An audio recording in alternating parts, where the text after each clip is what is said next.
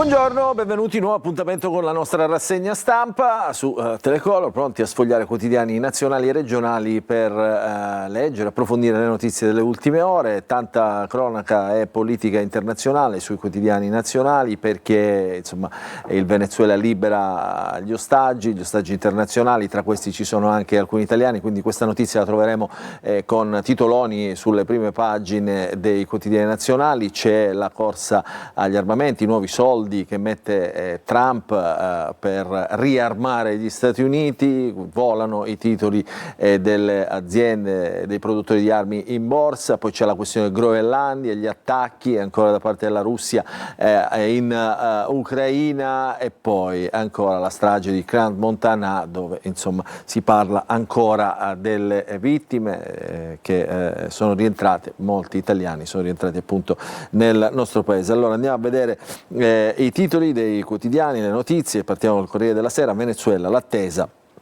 per Trentini. Trentini è uno degli ostaggi italiani richiuso in Venezuela, potrebbe essere liberato, si sta interessando la Farnesina, Tajani in prima persona. Caracas decide un maxi rilascio di detenuti politici, libero l'imprenditore italiano Gasperin, trattativa di Lula, Zapatero e Qatar. Insomma adesso c'è una politica internazionale che si sta muovendo. Poi Macron contro la Casa Bianca, l'attacco del presidente francese alle politiche di Trump, viola le regole, basta neocolonialismo, e poi ancora Mosca avverte l'Europa con nuovi attacchi. Sulla Groenlandia il vicepresidente americano andremo fino in fondo, dice, l'America non si ferma, e poi dicevamo che la Montana, nuove accuse dei proprietari del bar ai proprietari del bar e l'addio insomma alle vittime giovanissime che sono decedute nell'incendio di questo locale appunto in Svizzera. C'è un'altra notizia molto importante, diciamo, che sta capitalizzando l'attenzione della cronaca internazionale, ed è questa: ieri è stata uccisa una donna dalla polizia federale americana, una donna mentre era in macchina, vedete qua gli spari nei fotogrammi, una madre di 3 figli colpita a sangue freddo, si tratta di Renee Nicole Good, 37 anni, americana, uccisa a sangue freddo con colpi di pistola dai poliziotti federali dell'AISA a Minneapolis durante un controllo anti-immigrati. C'è stata una rivolta appunto nella città del Minnesota con il sindaco che sfida Trump e invita gli agenti ad andarsene, proteste anche a New York, insomma un moto di sdegno popolare insomma per questo attacco diciamo gratuito probabilmente, che accende ancora i riflettori sull'uso della violenza e delle armi soprattutto delle forze armate americane. Questo è il Corriere della Sera. Andiamo a vedere la Repubblica. Caracas, italiani liberi, speranza per Trentini, il regime venezuelano annuncia la scarcerazione dei prigionieri stranieri, già fuori Luigi Gasperin, in via di rilascio altri 2, attesa per il cooperante. Poi vedete gli Stati Uniti, rivolta per la donna uccisa dalle forze speciali, e Macron, quest'altra notizia, contro Trump e contro il nuovo colonialismo del presidente americano. Andiamo a vedere La Stampa, che apre proprio con questo attacco di Macron a Trump. Macron attacca Trump, basta neocolonialismo, il Venezuela rilascia detenuti stranieri, liberato un italiano, attesa per Trentini, come abbiamo visto. Però il commento è: perché ora la Francia alza la voce? Chissà se il monito di Macron avrà lo stesso impatto del discorso della guerra in Iraq fatto nel 2003 all'ONU dal ministro degli esteri Dominique Villepin, quindi vedremo cosa succederà. Macron contro Trump, dice, gli Stati Uniti sono una potenza che si allontana progressivamente dagli alleati e si affranca dalle regole. Questo è il neocolonialismo secondo appunto il presidente francese, che in questo caso ha avuto il coraggio di dire le cose come stanno, come le pensa proprio il presidente americano, senza timori reverenziali. Poi la famiglia nel bosco, c'è un'intervista al padre dei bambini, diciamo il papà di questa famiglia. Dice: i miei figli adesso sono pieni di rabbia, sono diventati litigiosi e stressati dopo che sono stati allontanati appunto dalla madre, dai genitori, nella loro condizione di vita certamente estrema, che però insomma li teneva tutti uniti. Quindi questa intervista interessante oggi sul quotidiano La Stampa. Andiamo a vedere altri quotidiani. Avvenire, quotidiano della CEI, Caracas apre le porte, l'annuncio di liberazione dei prigionieri politici. 5 spagnoli, primi a uscire, in serata fuori Burlò, che è un altro italiano, Gasperini e Pilieri, fiato sospeso per Trentini e altri 24 italiani. Vedete quanti sono richiusi in Venezuela, quanti italiani. Questo è Avvenire. Andiamo a vedere il Sole 24 Ore, un po' di quotidiani finanziari perché sono importanti sulla questione armi e titoli in borsa. Trump fa volare le armi in borsa, il presidente americano mostra i muscoli, mette le ali ai titoli della difesa, chi credeva nei venti di pace alimentati da imminenti accordi tra Russia e Ucraina si è dovuto ricredere. Il presidente degli Stati Uniti ha chiesto un aumento della spesa militare fino a 1.500 miliardi di dollari, ben al di sopra dei 900 miliardi approvati dal Congresso per il 2006. Le parole che hanno fatto balzare appunto in alto i titoli americani, non solo quelli legati alle armi e ai missili, ai droni, che Wall Street hanno messo a segno guadagni consistenti. Quindi questo è il clima che si respira appunto sulla questione delle guerre, sulla questione delle armi. Andiamo a vedere, vedete, il quotidiano dei mercati finanziari, Trump arma Wall Street, questo è Milano Finanza.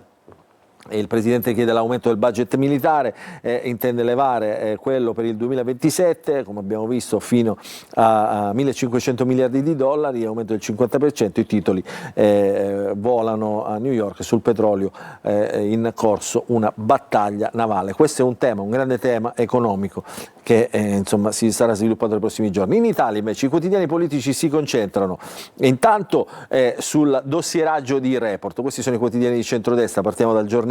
Dossieraggio di Report, come sapete il centrodestra accusa Report di essere tendenzialmente una trasmissione ostile al governo, quindi al governo di centrodestra. La versione di Bellavia era il Report a chiedere le informazioni, il dossieropoli si allarga, il consulente di Ranucci al Giornale: non ero io a fornire i dati, e conferma che il papello è suo.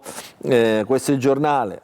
Il Tempo: commissione d'inchiesta sul dossieraggio, se non ora quando, terremoto istituzionale sul caso Report, dopo l'intervento del garante della privacy, la proposta del Tempo, istituzione di un organo che indaghi sui rapporti fra trasmissione TV e consulente, al centro delle ipotesi dossieraggi, e la nota dei suoi avvocati diventa un autogol.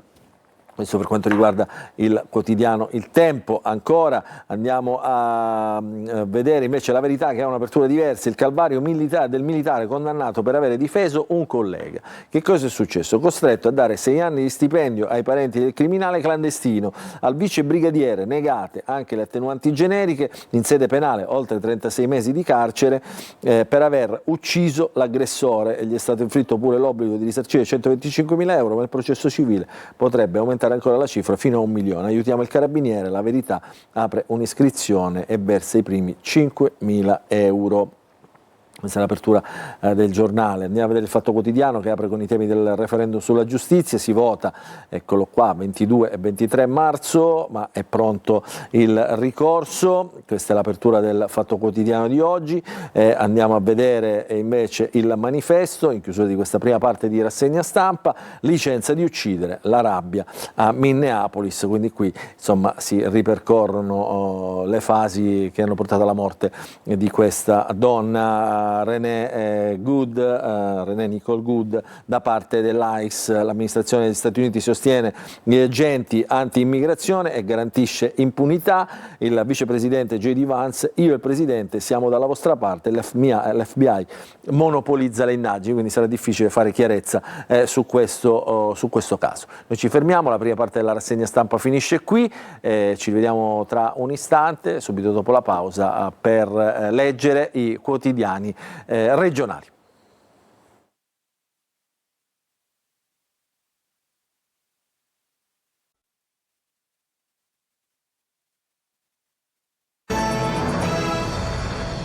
Rientriamo, seconda parte della nostra rassegna stampa di oggi. Adesso cominciamo a sfogliare e a leggere i quotidiani regionali. Partiamo dal quotidiano La Sicilia, che è, diciamo, in prima pagina mette tante notizie che riguardano la cronaca nazionale e internazionale, dal Venezuela diciamo alle questioni che riguardano la violenza negli Stati Uniti, l'attacco di Macron, eccetera, e vediamo e leggiamo i titoli.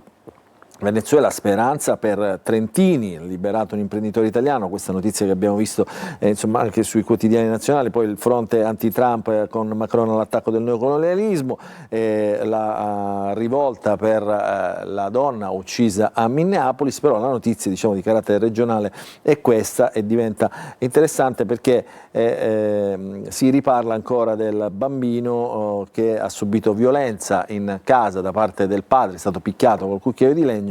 Il bambino però che cosa succede? Viene affidato prima alla moglie, alla nonna, viene tolto quindi alla madre, al padre, accusati diciamo, di non poter diciamo, così, educarlo nel modo adeguato, viene affidato alla nonna. Che cosa succede? Questo bambino diventa oggetto di uno show, finisce su un palco invitato da un influencer al Teatro Ambasciatori, quindi il titolo del giornale è Altra violenza.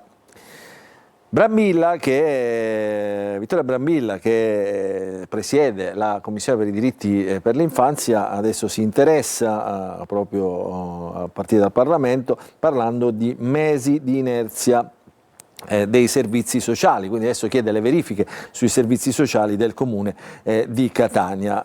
Andiamola a vedere dentro questa notizia, perché verifica su mesi di inerzia è il titolo che abbiamo letto in prima pagina. Presidente della bicamerale dell'infanzia sul caso Catania, bisogna capire perché la segnalazione sul bimbo è rimasta nel limbo. Giusto che i PM ipotizzino maltrattamenti. E qui lo show sul palco. C'è l'intervista che trovate in pagina, l'onorevole Michela Brambilla, e il minore che racconta invece sul palco la genesi di quel video, come dove l'ha trovato, come l'ha rubato e come lo ha postato online. Quindi poi è diventato in qualche modo famoso, diciamo, anzi è stato aiutato in realtà grazie a quel video. Sempre all'interno del giornale troviamo la questione che riguarda l'Etna, nuovi divieti sull'Etna, nel caso diventa nazionale, perché ieri un ricercatore dell'INGV di Catania, abbastanza noto, ha postato sui propri social una riflessione personale dicendo appunto che questi divieti non erano perfettamente coerenti con la realtà dei fatti, non erano molto corretti, perché insomma l'eruzione non era così pericolosa, insomma la lava procedeva lentamente, non c'erano pericoli diciamo, imminenti per gli escursionisti e quindi insomma, i divieti posti dai comuni e dalla prefettura erano fin troppo severi. Ha parlato questo ricercatore di scelte fatte per pigrizia, quindi criticando l'ordinanza. Arriva la smentita dell'INGV nazionale addirittura, e adesso poi parlano anche le guide, bisogna assistere a informare, non proibire, aiuteremo i sindaci. Quindi insomma sull'Etna c'è una questione diciamo, tutta in divenire sul tema della fruizione del vulcano. Un bello scritto di Fabrizio Villa, che è un fotografo, dice: il confine tra visione e spettacolo, uno sguardo appunto da parte dell'autore. Sono magnifiche le foto che ovviamente negli anni sono state fatte appunto al vulcano più alto d'Europa. Poi polemica a Catania, gusto pistacchio gay, bufera sulla gelateria, verde fuori, rosa dentro. Gli attivisti, quindi la gelateria ha dato questo nome a questo gelato, voglio dire, poco felice. Gli attivisti dicono alimenta stereotipi e bullismo in una gelateria a Piazza Duomo, quindi insomma che cosa è successo. E le polemiche che impazzano. Parliamo delle città, andiamo a Palermo, la Sicilia di Palermo. Ieri comitato per l'ordine pubblico, l'ordine e la sicurezza pubblica allo Zen, quartiere di Palermo. Zen come una zona di guerra tra vetri blindati e panic button, decise le prime misure per fermare la violenza nel quartiere allo sbando. E poi da Palermo, ma è un po' una notizia che ritroveremo su tutti i quotidiani regionali, la sanità, la salute, insomma l'influenza, il picco di influenza che blocca gli ospedali, in coda per 48 ore, ancora in affanni pronto soccorso, come il Covid, la polemica ora per i sindacali e allarme territorio.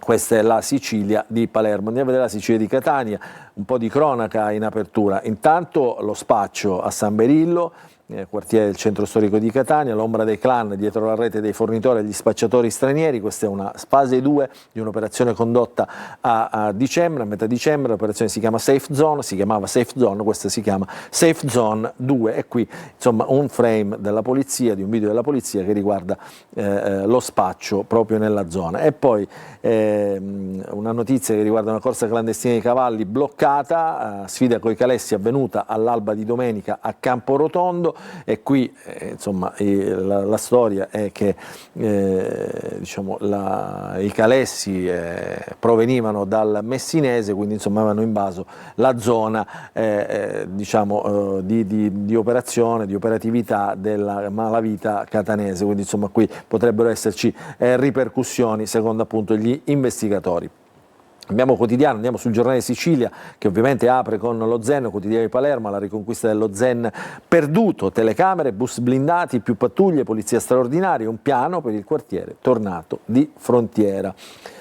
E l'influenza, eccolo qua, a parte tutti gli approfondimenti che troviamo in pagina proprio sullo Zen, addirittura il parroco che dice combattere la devianza, Giannalia scusate, in prefettura, Ferrandelli, tanti seguono i modelli camorristici, quindi le denunce di chi quel quartiere insomma lo vive e cerca di fare diciamo, operativamente qualcosa per salvarlo. E poi guardate le storie, in giro 14 anni con la pistola a giocattolo, allarme durante un concerto in piazza, individuato e denunciato il ragazzino. Dicevo l'influenza che dilaga, si preparano i rinforzi, l'assessore Faraoni dice troppe assenze tra i medici di base, rafforzeremo il triage del pronto soccorso, attivati ambulatori straordinari. Andiamo sulla Gazzetta del Sud, anche qui apertura dedicata all'influenza, Sicilia, pronto soccorso in tilt e i vaccinati sono solo il 52%.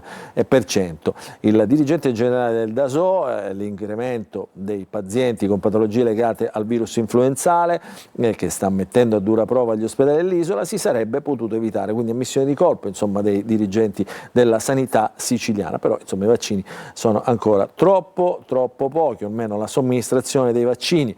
Il caso Cuzzocrea, l'ex rettore dell'Università di Messina davanti al riesame, un'ora di batti e ribatti tra accuse e difese, i PM insistono sull'applicazione dei domiciliari, mentre i legali dell'ex rettore annunciano ha chiesto il trasferimento dall'Ateneo di Messina.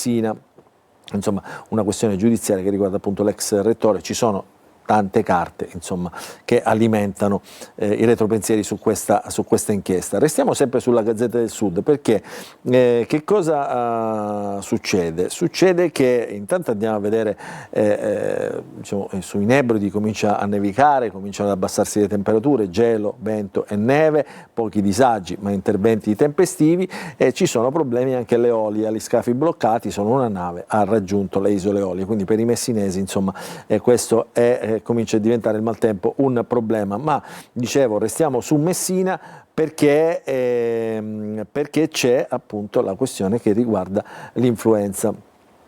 Il 52,24% dei vaccini somministrati, ma il dirigente della regione, guardate cosa dice, i medici, cioè difende i medici di famiglia, mentre l'assessore insomma in qualche modo dice che avrebbero potuto fare di più, il dirigente regionale dice i medici di base stanno svolgendo un ottimo lavoro, così come i pediatri, troppo poche invece le vaccinazioni delle farmacie, quindi uno scaricabarile continuo su questa mancata vaccinazione da parte della popolazione, che poi ha comportato tutto quello che abbiamo letto sui giornali. Andiamo sulla Repubblica Palermo, in chiusura, Zen, più telecamere e controlli e la prefettura blinda i bus, le decisioni del comitato, vetri di sicurezza e pulsante d'allarme sui mezzi dell'AMAT, al vertice partecipa anche il parroco della chiesa, crivellata dai colpi, e dice avanti senza paura. Poi ci sono un po' di testimonianze, ragazzino, c'è l'inchiesta sul ragazzino armato durante la messa, l'autista dell'autobus che dice mi hanno sparato, guardate il buco nel